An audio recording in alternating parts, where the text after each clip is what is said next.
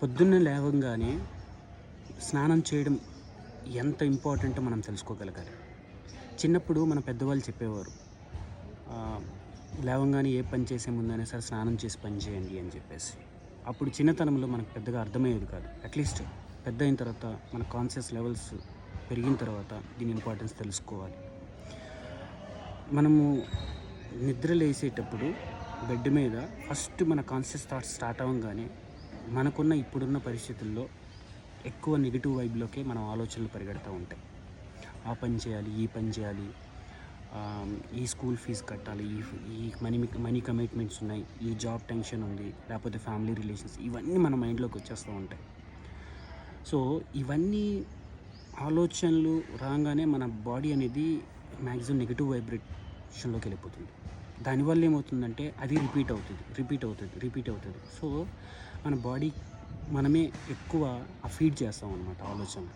Feed చేయడం వల్ల మళ్ళీ అగైన్ మన బాడీ ఇది సిగ్నల్ ఇస్తుంది, ఓకే ఇలాగ ఆలోచిస్తున్నావు కాబట్టి ఇలా రిజల్ట్స్ మళ్ళీ అవే ఆలోచనలు రప్పించడానికి సిగ్నల్స్ ఇస్తూ ఉంటాయి.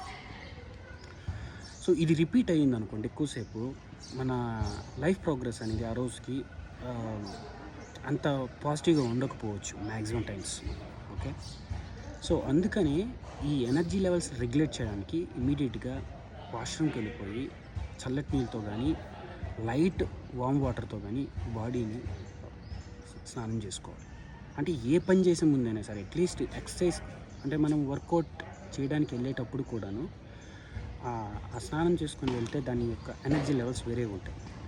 ఏవైతే మనము ఎక్కువసేపు నెగిటివ్గా ఆలోచిస్తామో, ఎక్కువగా నెగిటివ్ వైబ్లోకి వెళ్తామో, దాన్ని మన బాడీ నెగిటివ్ వైబ్ అనేది న్యూట్రల్ చేస్తుంది. అండ్ ఆ వాటర్లో ఉన్న ఫ్రెష్నెస్ వల్ల మనకి ఇంకా పాజిటివ్ వైబ్ అనేది క్రియేట్ చేయడానికి హెల్ప్ అవుతుంది.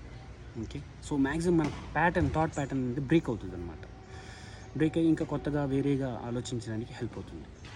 Okay, so this is very important life hack. But చాలామందికి చాలా కష్టం ఇది.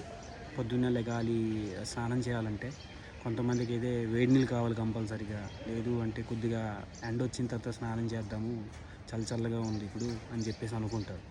So that should not be an factor, because this is all for our good life, right? మన హెల్త్కి, మన లైఫ్కి ఏవైతే మనం చెయ్యాలి అనుకుంటాం, చెయ్యాలో అవి చెయ్యాలి కంపల్సరీగా. లేదు అంటే మనం చాలా మిస్ అవుతూ ఉంటాం, చాలా ఎనర్జీ లెవెల్స్ మిస్ అవుతూ ఉంటాం.